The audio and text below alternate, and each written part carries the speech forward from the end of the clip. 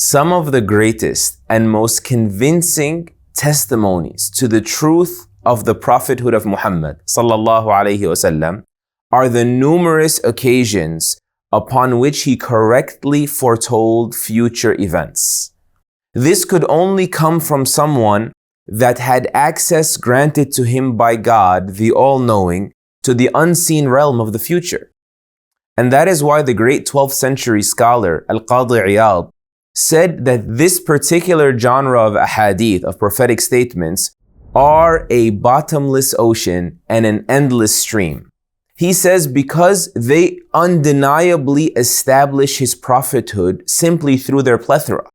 There are so many of these occasions and so many people narrating them to us, they reached us by tawatur, he says, meaning abundant concurrence, a multitude of transmitters, narrators, all in concordance with each other, which all corroborate the fact that he must have been privy to some aspects of the unseen that only God knows.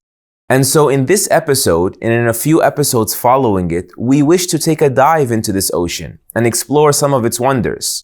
All accounts from either Quranic verses or authentic prophetic statements, all of which came to pass exactly as he, sallallahu alaihi wasallam, precisely foretold they would.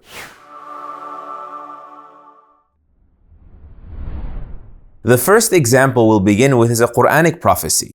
The Byzantines will rebound, the Qur'an said, in the chapter on Ar-Rum, Byzantium, or the Byzantine Empire.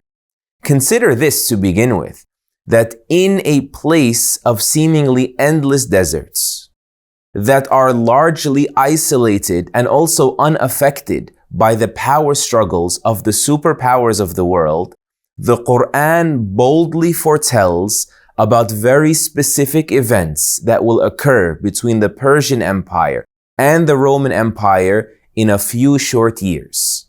Allah says at the very onset of this surah, this Quranic chapter, the Byzantines have been defeated in the lowest land, and they will be, after having been defeated here, triumphant and will rebound in 3 to 9 years. Historically, from the year 613 to 619, the Roman Empire and the Byzantines in particular were absolutely decimated by the Persians, losing the territories of Antioch and then Damascus and then Armenia and then their most cherished Jerusalem and then Chalcedon and then finally Egypt. That is why in his book, The History of the Fall and Decline of the Roman Empire, Edward Gibbon, a non-Muslim historian, he writes, at the time when this prediction is said to have been delivered, no prophecy could be more distant from its accomplishment, from being imagined to materialize. Since the first 12 years of Heraclius' reign were clearly announcing the beginning of the dissolution, the deterioration, the disintegration of this empire. You see, everyone saw at that point Byzantium as being on its deathbed. And that's why even the opponents of the Prophet Muhammad, peace and blessings be upon him, in Arabia, they laughed and they mocked at this supposedly preposterous prediction. And yet, as incredibly unexpected as it was, Heraclius takes off, and from 6 to 8 years, he leads the Byzantine crusade like a dagger back into the heart of the Persian Empire and rebounds and reclaims the territories of this empire or part thereof. Another Quranic prophecy is the abode of Abu Lahab. You see, when the Prophet Muhammad, peace and blessings be upon him, first went public with the call to Islam, the very first person to scoff at him and chastise him was his very own uncle, Abu Lahab. In those very tense, hostile moments, Almighty God reveals the following verses in defense of his Prophet Muhammad. He says in Surah Al-Masad, "Ruined are the two hands," a reference to all his efforts. "Ruined are the two hands of Abu Lahab, and he himself will be ruined. Nothing will avail him, not his wealth, not all he's ever gained in life." he will be admitted to burn in a fire of intense flames.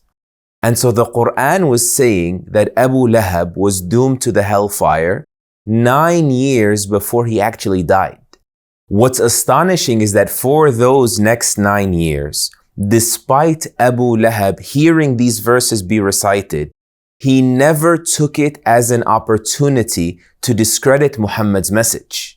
You see, had he chosen to convert to Islam, even if pretending to do so, even disingenuously, this would have called into serious question the truth of the message.